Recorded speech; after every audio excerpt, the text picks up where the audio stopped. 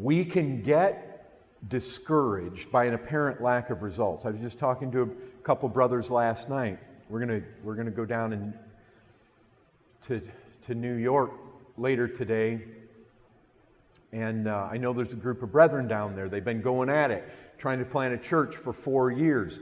Perhaps there isn't much seen of fruit. Let me tell you something. When our church started, we went 16 months, no additions to the church. In fact, we had subtractions to the church. You know what happened when William Carey went over to India? He preached, and he set forth the truth, and he began to acquire languages, and he set up some indigo.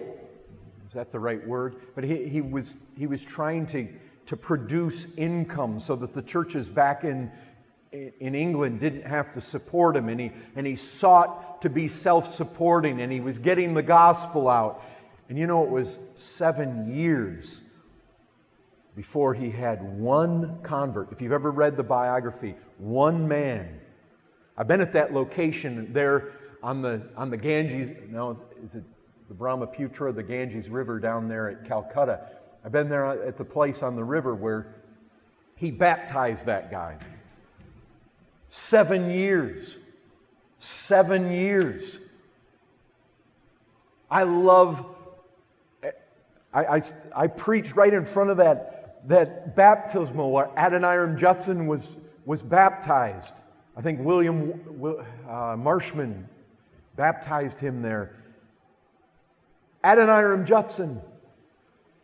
6 to 7 years of laboring in Burma. He left Calcutta. He went over to Burma. Providential events. He landed there. Years. You're in New England. It can feel like it's burnt over here. The gospel was preached. But you remember this. There wasn't just a first great awakening. There was a second great awakening. There were revivals in the 1850s. What am I saying here? There's a cycle.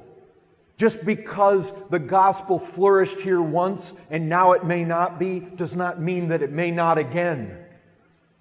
And even if it doesn't again, you can look around the world and you can find local places where God moves. And you remember this, that when they walked in there to Samaria, and all those Samaritans were coming out, Jesus turned to His disciples and said, look, you're reaping a harvest right here where others labored.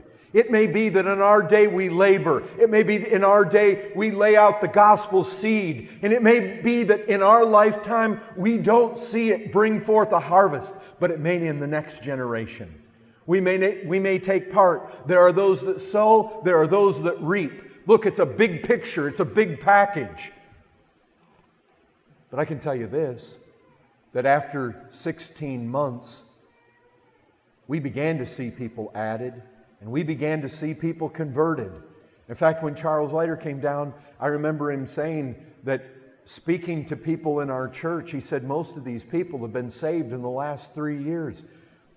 The Lord began bringing us a bunch. I'm not saying it was all necessarily an outworking of our evangelism. It was just God was saving. I'll tell you quite honestly, Paul Washer's shocking youth message seemed to save so many people across this United States of ours and around the world that churches were springing up in different places and continued to through the internet ministry. And you can say, I'm not a Paul Washer. Well, no, neither am I. But that's okay. Neither was the demoniac. Well, I don't know. Maybe he was. But, brethren, I know this. Jesus said, I've got these sheep here, but I've got other sheep. And I need to bring them too. And you can be sure of this, God has an elect people, they're going to get saved. And I'll tell you how they get saved. They get saved through the preaching of the gospel. Jesus said He's bringing them in. He's going to gather them.